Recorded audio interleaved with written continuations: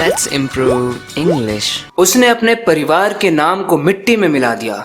इसे इंग्लिश में कैसे कह सकते हैं हम?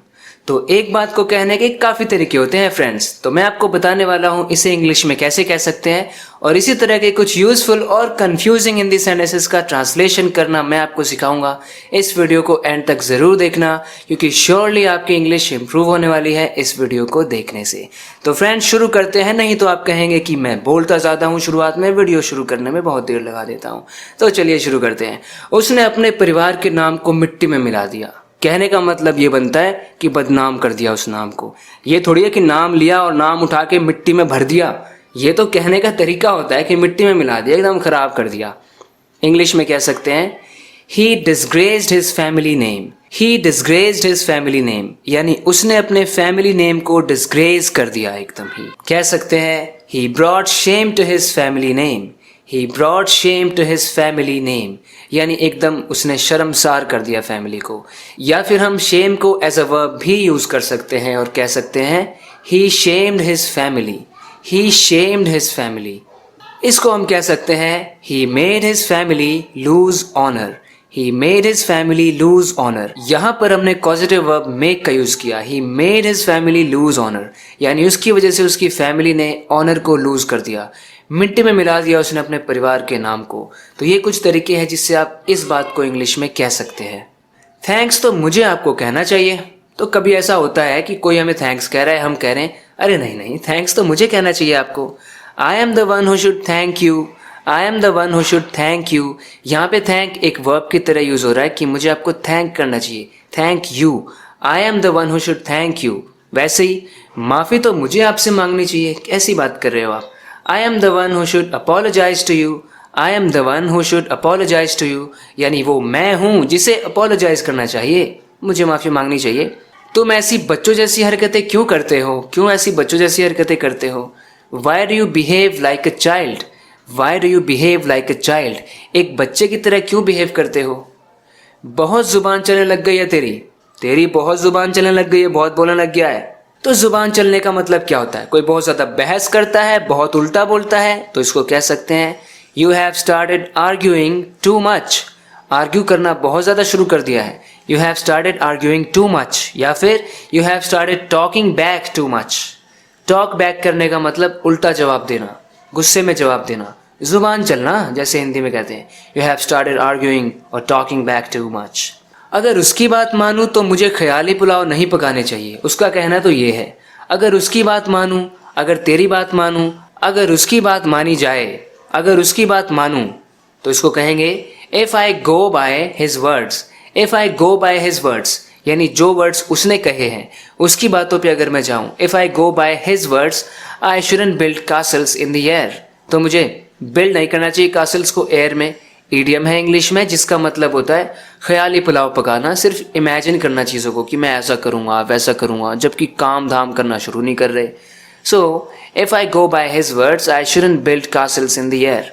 जैसे हम हिंदी में कई बार कहते हैं उसके कपड़ों पे मत जाना, उसकी शक्ल पे मत जाना, उसके कपड़ों पे मत जाना, आदमी वो अमीर है, इस पे मत जाना, उस पे मत जाना। कैसे कहेंगे? इसी गो बाय का यूज़ करेंगे। Don't go by his clothes, he is wealthy, he is well of. Well of भी हम अमीर आदमी को कहते हैं, अमीर पार्टी, वेल्दी या फिर well off. Don't go by his looks. Go by as a phrasal verb. Go by something और somebody means forming an opinion about something और somebody, इसलिए गो के साथ हमें प्रेपोजिशन बाय का यूज़ करना है इसमें। मुझे मामला कुछ और ही लगता है। मामला मुझे कुछ और ही लगता है। The matter seems to be something else to me. The matter seems to be something else to me. मैं आपको बताना चाहता हूँ कि मैटर के ऊपर मैंने एक अलग से वीडियो बनाई हुई है, उस वीडियो को ज़रूर देखना। आप सीख जाएंगे कि मैटर को किस तरीके से हम अलग अलग सेंटेंसेस में यूज़ कर सकते हैं। आखिर मामला हो क्या सकता है? अगर मामला कुछ और है तो हो क्या सकता है? What on earth can the matter be? What on earth? जब भी आप कोई बात कह रहे हो ना, उसके बीच में on earth लगा दो, बस on earth घुसा दो उसमें। इसका मतलब आप बहुत सरप्राइज्ड हो, जैसे हम यहाँ पे कह रहे हैं। तो आखिर मामला हो क्या सकता है? What on earth can the matter be? या फिर in the world भी हम कहते हैं What in the world can the matter be? या फिर इनफॉर्मली हम कह सकते हैं What the hell can the matter be? तो ऐसे आप कह सकते हैं, What the heck can the matter be भी कह सकते हैं। मेरा वहां जाने का तो सवाल पैदा नहीं होता। मेरा वहां जाने का तो सवाल पैदा नहीं होता। इस सवाल को पैदा करने से पहले मैं एक बात भूल गया आपको बताना। अभी मैंने हेल का यूज़ किया था ना, हेल के ऊपर भी मैंने एक वीडियो बनाई हुई है, उस वीडियो को भी आप ज़रूर देखना अगर आपने अभी तक नहीं देखी है। लिंक आपको यहीं पे डिस्क्रिप्शन में नहीं, यहाँ पे मैं लिंक छोड़ दूंगा, आई बटन इसे कहते हैं। यहाँ पे आप क्लिक करके उस वीडियो को देख सकते हैं। तो मेरा वहाँ जाने का तो सवाल ही पैदा नहीं होता, यानी बिल्कुल ही पॉसिबल नहीं है। इंग्लिश में कह सकते हैं there is no question of my going there. There is no question of my going there. मेरा वहाँ जाने का सवाल ही नहीं उठता। वो मुझसे प्यार से बात कर ले, इस बात का तो सवाल ही पैदा नहीं होता। वो तो बस जब बोलती है जब ही डांटती है मुझे। There is no question of her talking affectionately to me.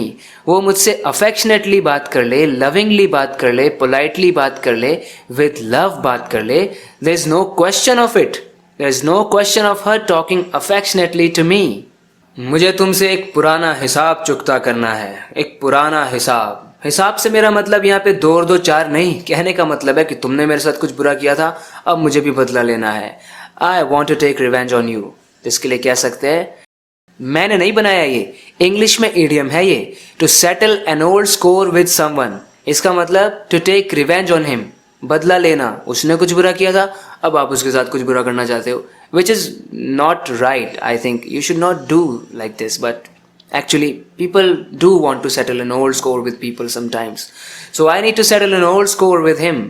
इसको हम प्लूरल भी बना सकते हैं। Let me give you another example which is, मुझे कुछ पुराने हिसाब चुकता करने थे, पास्ट बना दिया मैंने इसको। I had a few old scores to settle. I had a few old scores to settle, यानी कुछ पुराने हिसाब चुकता करने थे मुझे।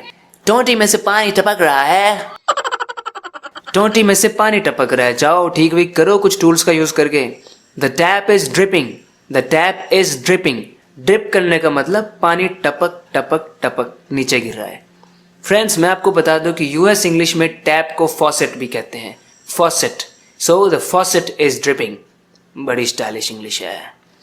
टोंटी में से बिल्कुल भी पानी नहीं आ रहा है, तो मैं पानी लेने गया, पानी तो बिल्कुल ही नहीं चल रहा उसमें से। No water is running out of the tap, no water is running out of the tap, यानी नल में से, टैप में से, फॉसेट में से पानी तो आ ही नहीं रहा है बिल्कुल भी। अब मैं कैसे नहाऊंगा? चलो आज नहाना कैंसिल। बार बार बल्ब जल बुझ रहा है। कभी आपने ऐसा देखा है, बार बार बल्ब जलता है फिर बुझता है, जलता है फिर बुझता है, खराबी है कोई, या तो इलेक्ट्रिकल प्रॉब्लम है। अब वो कोई भी प्रॉब्लम हो, अब आप सोच रहे होगे मैं इतना डिटेल में क्यों जाता हूँ, सेंटेंस का सीधा मतलब क्यों नहीं बताता। यार मज़ा नहीं आता ना इसे बताने में। The bulb is flickering, the bulb is flickering, यानी बल्ब फ्लिकर कर रहा है। फ्लिकर करने का मतलब वही टिमटिमा रहा है, झन्ना रहा है, पटपट कर रहा है, झपक रहा है। अब सब लोग अलग अलग स्टाइल में बोलते हैं, तो इंग्लिश का स्टाइल है द बल्ब इज फ्लिकरिंग। आप बोल सकते हो the bulb is going on end of, ऐसे भी आप कह सकते हो।